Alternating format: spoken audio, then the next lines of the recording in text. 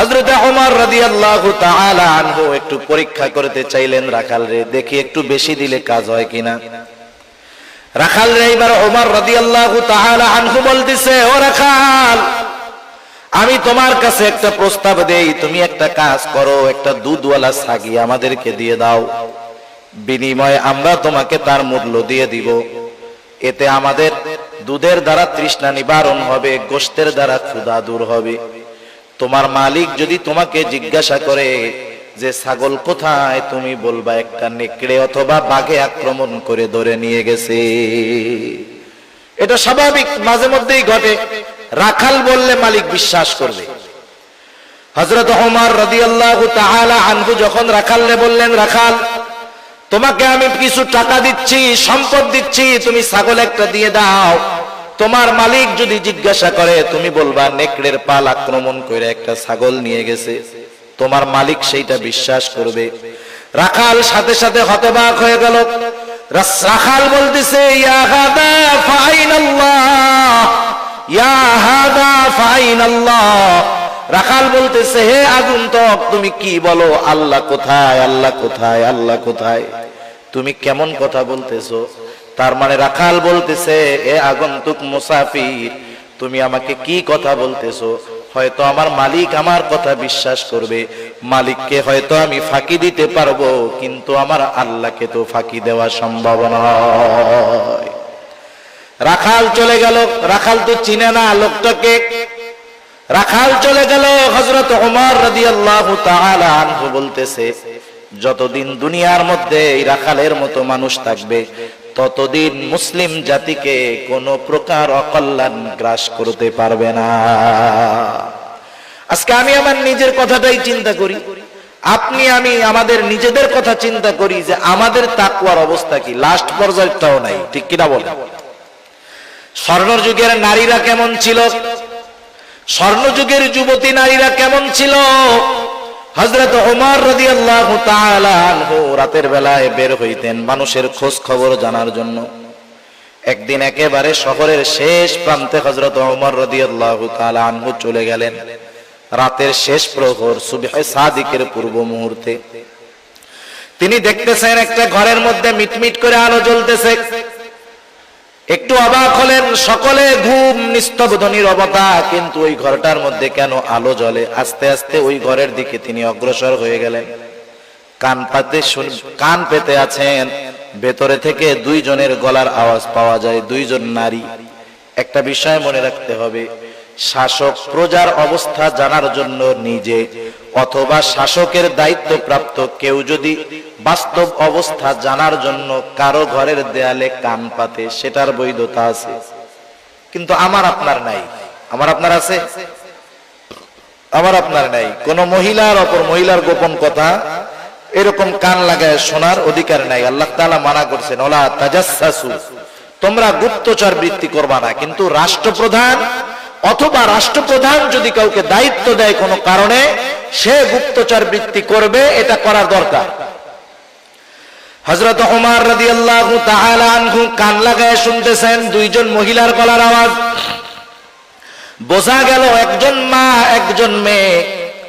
মা ঘুম থেকে উঠে মেয়েকে ডাকতেছে, বলতেছে, ওহে কন্যা, দ্রুত উঠে যাও, ছাগলের দুধটা দহন করো, সকাল বেলায় বিক্রয় করতে হবে। এখন তো ছাগলেও দুধ কম দিচ্ছে, আমরাও অভাবে আছি। দুধটা দহন করার পরে তুমি দুধের সাথে একটু পানি মিশায়া দিও, তাতে বেড়ে যাবে। মেয়েটা বলতেছে, মা আপনি কি বলেন? খলিফা দুধের সাথে পানি মেশাতে মানা করছে।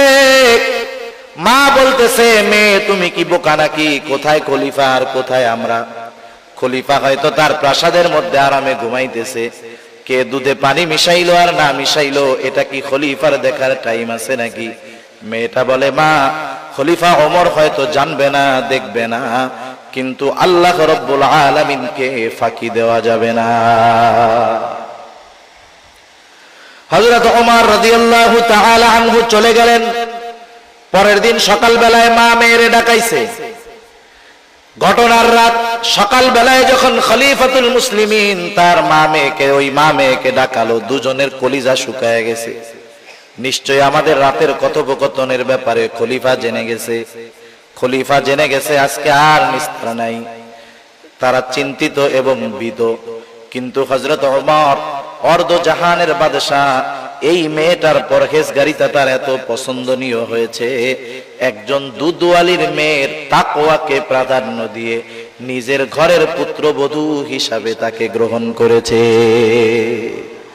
কারণ রাসূলুল্লাহ সাল্লাল্লাহু আলাইহি ওয়াসাল্লাম তো বলছে যে চারটা জিনিস দেখে মানুষ বিবাহ করে, সম্পদ দেখে, সৌন্দর্য দেখে, বংশ দেখে, দিন দেখে। নবী বলেন ফাযফার বিদাতিদ দ্বীন, দ্বীনকে প্রাধান্য দেওয়ার কথা বলা হয়েছে। হযরত ওমর রাদিয়াল্লাহু তাআলা আনহু এই মেয়ের মধ্যে পরিপূর্ণ তাকওয়া পেয়েছেন, দ্বীন পেয়েছেন। এজন্য একজন দুধওয়ালির মেয়ে হওয়া সত্ত্বেও অর্ধ জাহানের বাদশা তার ছেলের সাথে ওই মেয়ের বিবাহ দিতে কোনো প্রকার কোণঠাবোধ করেন নাই। তাদের কাছে একজন তাকওয়া সম্পন্ন মানুষ কত দামি। আর এই মেয়ের ঔরস থেকেই এক সময় দুনিয়ার মধ্যে পঞ্চম খলিফা ওমর ইবনে আব্দুল আজিজ রাহমাতুল্লাহি আলাইহির মতো জগৎ বিখ্যাত সাধকের জন্ম আল্লাহ তাআলা দুনিয়াতে দিয়েছেন।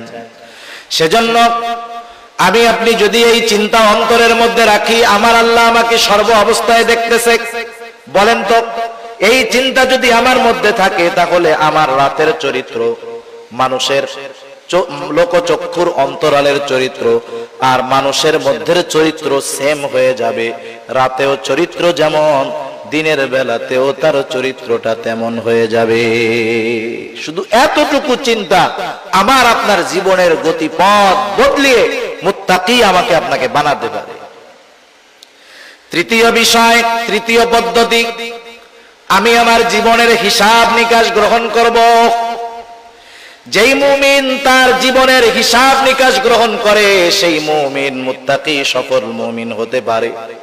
কারণ বাজারের মধ্যে যেই ব্যবসায়ী তার ব্যবসার হিসাব যথাযথভাবে রক্ষণাবেক্ষণ করে, সে হতে পারে সফল ব্যবসায়ী। দেখবেন কিছু ব্যবসায়ী আছে বাজারের মধ্যে, রাত 10টায় দোকান বন্ধ হয়, বাজার বন্ধ হয়, সে 9টার সময় শাটার নামায়া দেয়।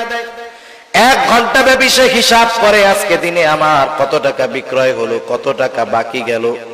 এই দুইটার উপরে নির্ভর করে আজকের লাভের হিসাবটা তার মধ্যে চলে আসে, যে আজকে আমার 1 লক্ষ টাকা বিক্রি হলো, আজকে আমার 3000 5000 টাকা লাভ হলো। আগামী দিন এই লাভের উপরে নির্ভর করে আমাকে ব্যয় করতে হবে। এইভাবে দৈনন্দিন যেই ব্যবসায়ী তার হিসাব রক্ষণাবেক্ষণ করে, 2-4 বছর পরে দেখা যাবে এই ব্যবসায়ী সফল ব্যবসায়ী হয়ে যাবে। কিন্তু যেই ব্যবসায়ীর কোনো হিসাব নাই, হিসাবের রক্ষণাবেক্ষণ নাই, সকালে যায় মাল কেনে বেচে বাকি দেয়, কোথায় টাকা কি হিসাব নিকাশ করে না, এই ধরনের বেহিসাবি অধিকাংশ ব্যবসায়ী যত বড় পুঁজি নিয়ে ব্যবসা করুক না কেন, হিসাব রক্ষণাবেক্ষণ না করার কারণে একটা সময় তার ব্যবসা লাভের মুখ দেখে না, বরং লসের মুখ দেখতে থাকে। যারা আদর্শ ব্যবসায়ী দেখবেন এরা হিসাব করে, 1 টাকা 2 টাকার হিসাবও তারা ছাড় দেয় না। আমরা তো অনেক সময় মনে করি ওরে বাবা এত বড় ব্যবসায়ী 2 টাকাও লেখা রাখছে, না না, এটা তার একটা রুলস, তার এই নিয়ম নীতি তাকে সফল ব্যবসায়ী হওয়ার পথে অগ্রসর করেছে। অনুরূপভাবে যেই মুমিন তার জীবনের হিসাব নিকাশ গ্রহণ করে, সেই মুমিনের জীবন পরিবর্তন হয়। এই জন্য বুজুর্গানে দিন বলেন, প্রত্যেকটা মুমিন রাতে ঘুমানোর পূর্বে যখন বিছানায় শুবে, তখন তার সারা দিনের আমলের হিসাব নিকাশ করবে। সে ঠান্ডা মাথায় চোখ দুটাকে বন্ধ করে সকাল থেকে নিয়ে শোয়ার আগ পর্যন্ত কতগুলা ভালো কাজ করেছে, কতগুলা অন্যায় করেছে, কতগুলা পাপ করেছে, সে যদি ঠান্ডা মাথায় চিন্তা করে, সকাল থেকে নিয়ে রাত পর্যন্ত প্রত্যেকটা কাজের দৃশ্য তার চোখের সামনে ভেসে উঠবে। সে চিন্তা করতে পারবে যে আজকে আমি 10টা গুনার কাজ করেছি, আজকে আমি 9টা নেকের কাজ করছি। আজকের হিসাবে গুনাহ বেশি, নেকের কাজ কম। আর মানুষ যখন রাতের বেলায় শোয়ার সময় সে যেই ধরনের চিন্তা করে, তার রাতটা ওই ধরনের অতিবাহিত হয়। যেমন কেউ যদি শোয়ার সময় মোবাইল টেপা শুরু করে, ফেসবুক হোক ইউটিউব হোক যাই করে করুক, দেখবেন এক সময় ফেসবুক টিপতে টিপতে টিপতে টিপতে ইউটিউব দেখতে দেখতে রাত যত গভীর হয় তত অশ্লীলতা পাপের দিকে সে ধাবিত হয়। গোনার সিস্টেম আছে কিছু, এই প্রযুক্তিগুলো আমাদেরকে একসাথে গোনার দিকে নিয়ে যায় না, আস্তে আস্তে গোনার দিকে ধাবিত করে। মনে করেন একজন একটা সিনেমা দেখতেছে, ওই সিনেমা দেখতে দেখতে নিচে ডেসক্রিপশনে অথবা সাইডে আরেকটা ভিডিও এসে হাজির হয়ে যাবে, যেটা ওইটার চেয়ে আরেকটু জঘন্য। ও এবার ওইটাই ঢুকবে, ওর মাইন্ড স্যাটিসফ্যাকশন ওরকম হয়ে যাবে, ওর আঙ্গুল ওইখানে যাবে, এরপরে ঢুকবে আর একটু জঘন্যতায় ঢুকবে, আস্তে আস্তে আর একেবারে গোনার সমুদ্রের মধ্যে ওকে নিয়ে যাবে। গোনা করতে করতে হঠাৎ করে ফজরের আজান দিবে, শয়তান পা টিপবে, ঘুম আসবে, ফজর তো গেছে গেছে, জোহরও কাজা হওয়ার অবস্থা। আর যেই ব্যক্তি রাতে শোয়ার সময় মৃত্যুর চিন্তা করে, পরকালের চিন্তা করে ঘুমাবে, দেখবেন ফজরের আজান দেওয়ার সাথে সাথে লাফ দিয়ে ঘুম থেকে উঠে যাবে, ঠিক কিনা? সেজন্য রাতের বেলায় যে যেমন চিন্তা করে তার মানসিক অবস্থা পরের দিন রাতের বেলায় ওরকমই হয়। এইবার যদি লোকটা চিন্তা করে, আহারে আজকে তো আমার গোনা বেশি হয়ে গেল, নেকের কাজ কম হয়ে গেল, হায়রে এখন যদি আমি মারা যাই কি হবে? সে হয়তো তাওবা করবে, শুধু আজকের দিনের গোনার জন্য নয়, সে হয়তো তার গোটা জীবনের তাওবা গোনার জন্য অনুশোচনা করবে, তাওবা করবে। খালেস তাওবা কইরা মনে করেন রাতে ঘুমালো, আল্লাহ না করুন এই লোকটা যদি রাতের বেলা মারা যায়, আশা করা যায় সে একজন নিষ্পাপ লোক হিসাবে তার নাজাতের জন্য তার তাওবাটা যথেষ্ট হয়ে যাবে। কারণ সে তো তাওবা করে ঘুমাইছে, খালেস তাওবা করে ঘুমিয়েছে, আর গোনা করার মতো সুযোগ পায় নাই। চিন্তা করেন এতটুকু চিন্তা তার মধ্যে তাওবার অনুশোচনা, গোনার অনুশোচনা আনতে পারে, তাওবা করে মরতে পারে, নাজাত পেয়ে যেতে পারে।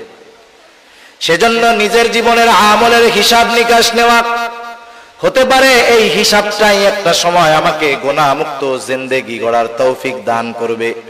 আর গোনামুক্ত জিন্দেগি যেই মুমিনের, সেই মুমিন হলোই মুত্তাকি মুমিন।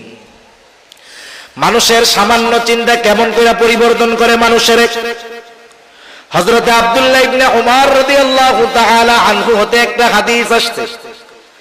আব্দুল্লাহ ইবনে উমর রাদিয়াল্লাহু তাআলা আনহু বলেন, এই হাদিসটা, এই ঘটনাটা আল্লাহর নবী একবার, দুইবার, 3, 4, 5 বার নয়, বারবার আমাদের কাছে বর্ণনা করেছেন যে বনি ইসরাইলের মধ্যে এক জালেম ছিল। এই জালেমের নাম হলো কিফিল, ধনাঢ্য জালেম, টাকাওয়ালা জালেম। এমন কোন পাপ নাই, এমন কোন গোনা নাই যেটা সে করে নাই, সকল প্রকার পাপ সে করত। একদিন তার কাছে একজন অভাবগ্রস্ত দরিদ্র মহিলা তার কাছে আসলো কিছু টাকা ধার চাওয়ার জন্য, কর্জে হাসানা চাওয়ার জন্য। কিন্তু জালেম কিফিল যখন দেখলো মহিলার চেহারাটা সুন্দর, এইবার মহিলাকে সে কুপ্রস্তাব দিয়ে বসলো। মহিলা অভাবের তাড়না তার এতটা বেশি ছিল, সে জালেম কিফিলের শর্ত মেনে নিতে বাধ্য হলো। কারণ হাদিসের মধ্যে আসছে, কাদাল ফাকিরু আইয়াকুনা কুফরা, দারিদ্রতা মানুষকে কুফরি পর্যন্ত পৌঁছায় দেয় মধ্যে। সেজন্য একটা কথা বলার দরকার। মনে করেন অনেক সময় হয় যে আল্লাহ তাআলা আমাদেরকে অ্যাবিলিটি দিয়েছে, সম্পদওয়ালা বানাইছে, কিন্তু আমার প্রতিবেশী অভাবগ্রস্ত।